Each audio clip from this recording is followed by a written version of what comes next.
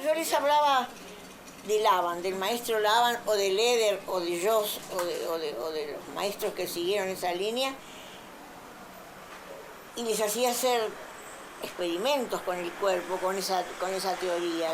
Había que mostrar los 3 planos espaciales, había que mostrar las direcciones, la coréutica, la eukinética, qué querían decir, los movimientos atrás, arriba, abajo, ancho y angosto, los movimientos, qué sé yo, había hay mucho escrito sobre eso.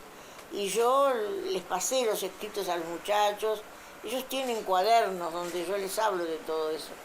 Y después de eso, como que hacían sus experiencias coreográficas, teniendo en cuenta, por ejemplo, vamos a hacer una frase coreográfica que tenga movimientos anchos, angostos y altos y bajos. Entonces ellos tienen que pensar toda una frase coreográfica. Antes, hace años, los muchachos hacíamos mucho eso. Y bueno, de alguna manera empezaron a hacer coreografías. Al principio basado en esos lineamientos. Y después a lo que surgía. Ya no era tan técnico el asunto, era más espontáneo, más a lo que te salía. El sonido trabajamos mucho con Mari Minetti y con Teresa Trujillo, con René Pietrafesa a la cabeza, ¿no? Nos ayudó mucho eso de buscar el sonido como forma de estar totalmente integrado al movimiento. O sea, en definitiva, también es siempre volver al origen, ¿no? O sea, cuando nacemos somos movimiento y sonido. O sea, ese grito que damos y el movimiento del nacimiento, el movimiento... O sea, después lo separamos y ahora tratamos de juntarlo y aprendimos mucho, Mari y yo, con René Pietrafesa en esa tarea de involucrar el sonido, pero no ya como palabra, o sea, sino de sustructurarlo totalmente y buscar lo sonoro y a su vez lo sonoro implicado con el movimiento. O sea, no sonar y después, sino implicar, o sea, cómo yo puedo sonar y puedo moverme y estar en total armonía ese sonido y ese movimiento. Y es sumamente liberador, ¿no? O sea, una de las experiencias más liberadoras que creo que tuvimos a ese nivel. Después que salíamos, quedamos como en el sonido te da, justamente te da eso, te da transparencia, te da el trabajar con el sonido, ¿no? Y con el sonido totalmente sacado, no sabíamos de dónde, del ombligo, de la rodilla, con propuestas así sumamente locas, y con Mari además que formamos una dupla muy especial, ¿no? De locura. Otra persona interesante que estaba trabajando en ese momento era Cristina Martínez. Y empecé a trabajar con Cristina. Me iba a Malvina a sus clases que me encantaban. Y estaba Mari Minetti también. Lo que pasa es que Cristina, Mari, no eran personas que estaban muy... Cristina sí, en ese momento tenía un grupo y estaba creando. Y me resultaba un ser muy curioso e interesante. Mari también, aunque tuve menos vínculo con Mari. Pero bueno, eran personas como muy... ¿cómo se dice? Solitarias en el sentido de creando lo suyo con mucha dificultad, con muchísima dificultad. Bueno, yo tomé algunas clases con ella. Era una mezcla de Bayer, tal y danza moderna, hablando como danza moderna, Limón, Leder, esas cosas, ¿no? Esos personajes. Yo creo que ella no había salido mucho del país, pero no estoy segura, ¿no? Eso habría que preguntarle a la hija. O sea que posiblemente recibió las cosas como recibimos todos los de acá, ¿no? Tipo teléfono descompuesto o a través de los talleres. yo sentía que eso era danza todo el tiempo que la veía. Era exquisita. A mí me pareció siempre exquisita en su manera de moverse. Con algo de clásico y toda esa frescura y pureza de movimientos que tenía en sus coreografías. Vitalidad, alegría de vivir, es decir, sensibilidad, de todo había. A mí me gustó muchísimo. Para mí verla, inclusive más que sus clases, verla era pedagógico. Yo tenía en la Escuela Nacional de Danza clase con Mari Minetti, que me encantaban, pero faltaba mucho. Iba una vez cada tanto. Entonces, cada vez que aparecía Mari, yo sabía toda la clase que ella había montado, pues yo la preparaba. Cuando ella no iba, igual yo estaba en la hora esa de clase y la hacía toda la clase. Entonces, cuando ella venía, decía, ¿qué hacíamos acá? Esto, Mari, le decía yo, y hacía todo. Increíbles. La verdad que increíbles.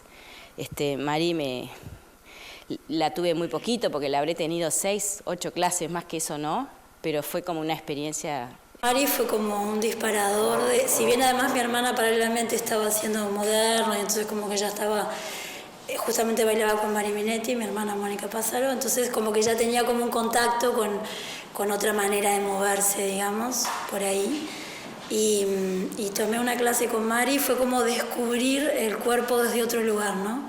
Y descubrirme yo, o encontrarme yo con mi cuerpo, moviéndome desde otro lugar. Desde la perspectiva más de la salud, digamos, ¿no? Que Mari te hacía como 3 o 4 toques y ya te colocaba. Mari bailó en el Sodre en una época, después dijo no quiero estar más en el Sodre y empezó a trabajar con Bayertal y bueno, y también trabajaba con cosas más como japonesas. Sí, yo lo que hice con Mari fue más bien de conciencia corporal, digamos.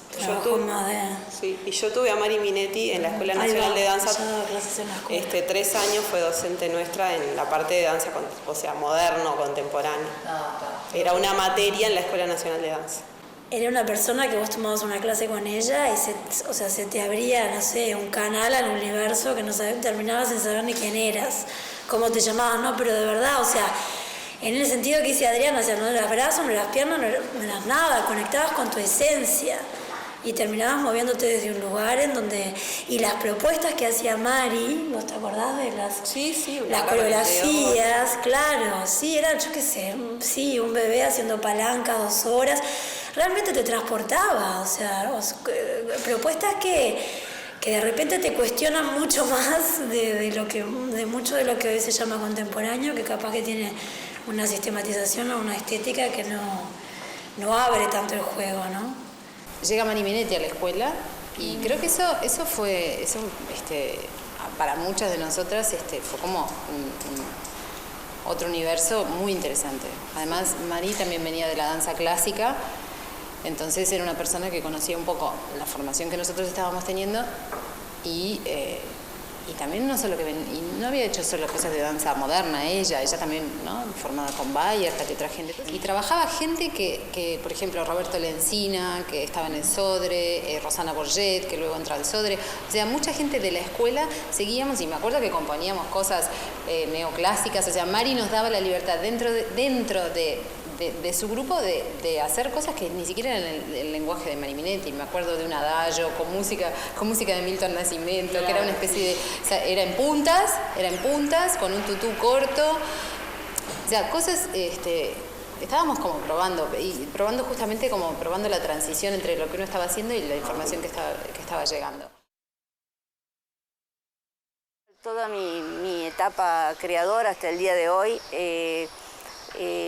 No partir de una idea, de un concepto, o sea, no decir que me pasa con alumnos, por ejemplo, dicen, no puedo hacer porque tengo que saber qué es lo que quiero decir. Entonces yo digo, ¿cómo vamos a saber qué es lo que queremos decir? Vamos a investigar qué es lo que queremos decir, pero no a partir de un preconcepto. En primer lugar, porque la danza no es conceptual. Podemos hacer lecturas que nos lleven a lo conceptual, pero no es conceptual, no es un lenguaje, una posibilidad de instrumento conceptual. Entonces, ¿cómo vamos a saber? Vamos a buscar pero no de la manera racional. Vamos a ponernos en situación de, esa situación de nos va a permitir a nosotros sacar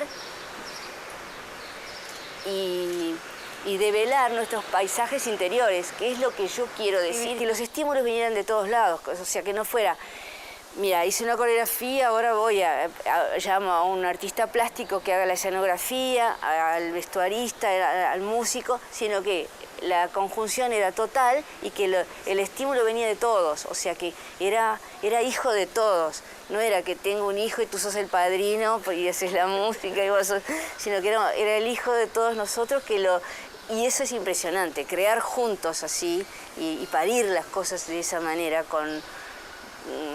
quizás sin saber, que eso es lo que a mí más me interesa en la tarea de creación, sin saber a dónde querés llegar. O sea, partir, ¿no? Pero partir sin que la meta esté ya programada. O sea, quiero hacer esto y llegar a...